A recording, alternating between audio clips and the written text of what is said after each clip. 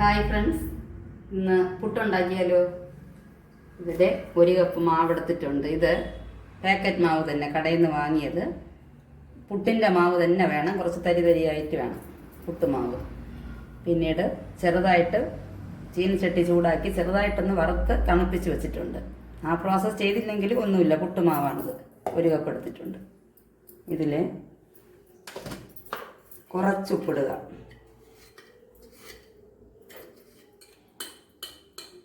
വളരെ കുറച്ച്. എന്നിട്ട്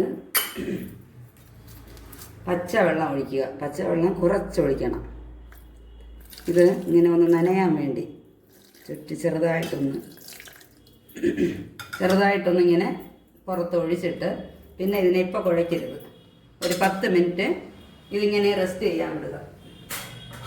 10 മിനിറ്റ് കഴിഞ്ഞ് 10-15 മിനിറ്റ് കഴിഞ്ഞ് ഈ മാവൊന്ന് കുതിർന്ന ശേഷം കുഴച്ചാൽ മതി. അതുവരെ ഇരിക്കട്ടെ, പിന്നീട് കാണാം. ഇനി മാവ് കുഴയ്ക്കാൻ എളുപ്പമാണ്. ഇത് കുതിർന്നിട്ടുണ്ട്. ഇനി നമുക്ക് വേണ്ട, ഒന്നും കട്ടാതെ വരും. നല്ല എളുപ്പമാണ്,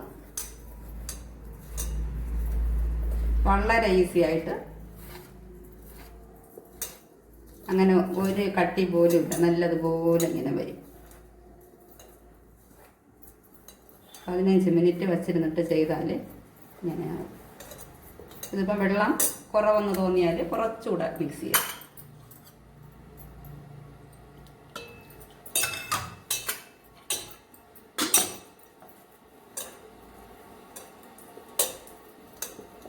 ആദ്യം കുറച്ച് വെള്ളം ഒഴിച്ച് വയ്ക്കുക, പിന്നീട് ആവശ്യാനുസരണം ചേർത്തോളാം.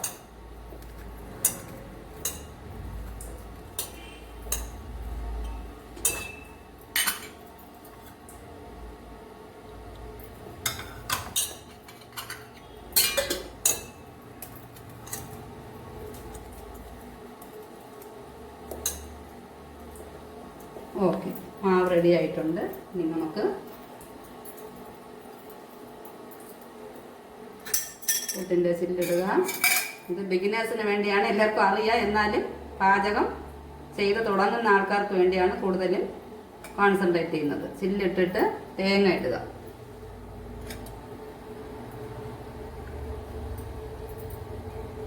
കുറച്ച് നല്ലതുപോലെ ഇടണം തേങ്ങ. ഇട്ടിട്ട്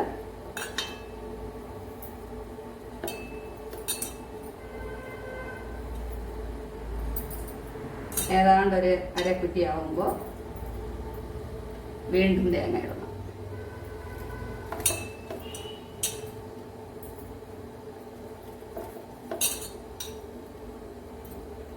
മാവിൻ്റെ പരുവം ഇതാണ്.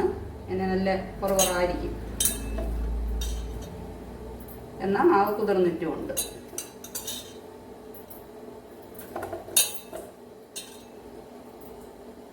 എന്നിട്ട് ഇരുത്തി വയ്ക്കണ്ട. കുറച്ച് തേങ്ങ, വെള്ളം തിളയ്ക്കുന്നുണ്ട് പുട്ടുകുടത്തിൽ. ഇനി ഇത് ഒരു 15 മിനിറ്റ് സ്റ്റീം വരണം. സ്റ്റീം വന്നിട്ട് ഒരു 5 മിനിറ്റ് അതിലിരിക്കണം, എങ്കിലും നന്നായിട്ട് വെന്ത് കിട്ടുള്ളൂ. ഇനി നമുക്ക് പപ്പടം കാച്ചുന്നതിലും ഒരു ടിപ്സ് ഉണ്ട്. അതായത് പപ്പടം നമ്മൾ ആവശ്യാനുസരണം എടുത്ത് വറുത്തോളാം.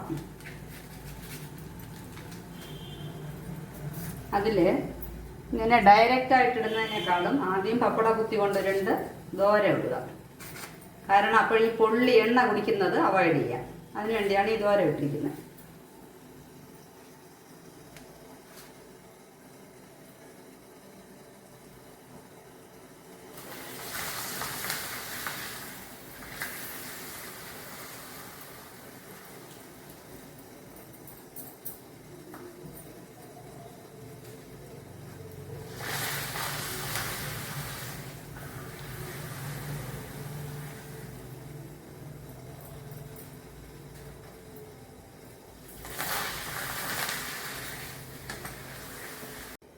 ഇത് വേഗം ആവി വന്നിട്ടുണ്ട്. എന്നാലും ഒരു 5 മിനിറ്റ് വച്ചിരിക്കണം.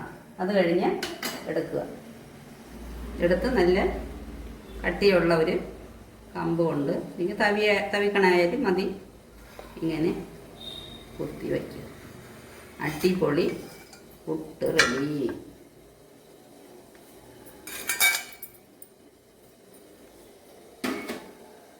ഇത് പപ്പടം പയർ കൂട്ടി കഴിക്കാം, കടലക്കറി കൂട്ടി കഴിക്കാം, അങ്ങനെ എങ്ങനെ ഇഷ്ടമാണോ. അല്ല പൊട്ടാറ്റോ സ്റ്റൂ ഉണ്ടാക്കി, വെള്ള സ്റ്റൂ ഉണ്ടാക്കി കഴിക്കാം. എല്ലാം നന്നായിരിക്കും. ഓക്കെ, വീണ്ടും ഇതുപോലൊരു റെസിപ്പിയുമായി കാണാം. Thank you.